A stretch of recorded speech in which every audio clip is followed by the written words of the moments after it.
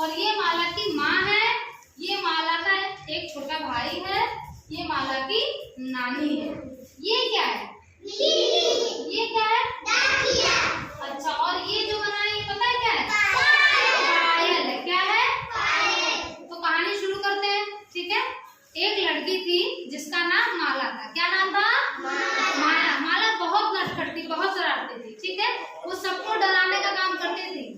तो एक बार क्या हुआ, वो बिल्ली चुपचाप बैठी थी और माला पीछे से गई, बस बिल्ली क्या हो गई, बिल्ली कूद गई दीवार से डर के मारे ना। फिर माला गई, उसका छोटा भाई खिलौने से खेल रहा था, माला जाके उसको गई, माला का भाई कैसे डर गया, ऐसे डर गया, ठीक। उसको बहुत मजा आया, बहुत हंसी। इसके बाद फिर वो गई अपनी नानी के पास। किसके पास गई?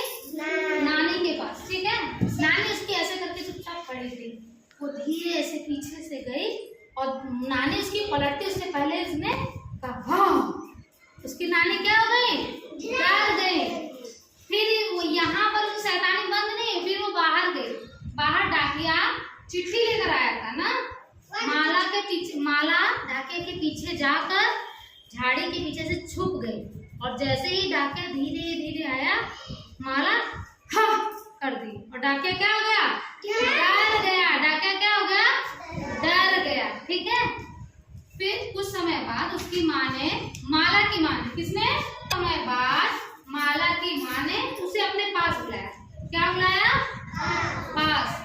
माला की माँ ने उसकी ये सब शरारतें देखकर माला को अपने पास बुलाया और उसको एक डिब्बे में कुछ दिया। माला से कहा उसकी माँ ने कि चलो बेटा इस डिब्बे को खोलो।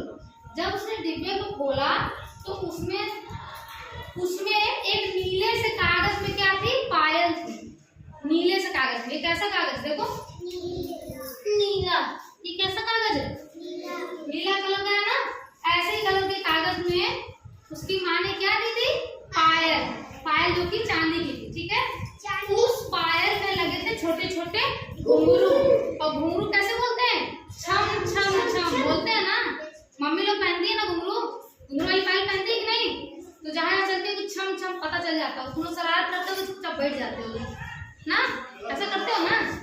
तो ऐसे ही माला के साथ माला पैर में घुंघरू वाली पायल पहन के घूमने लगी और वो जैसे ही बिल्ली के पास गई, बिल्ली को उसके आने का अंदाजा हो गया। वो जान गई कि माला आ रही है। उससे पहले ही बिल्ली क्या कर गई, भाग गई। क्या हो गया, बिल्ली वहां से भाग गई। फिर उसके बाद माला की शरारत नहीं रुकी।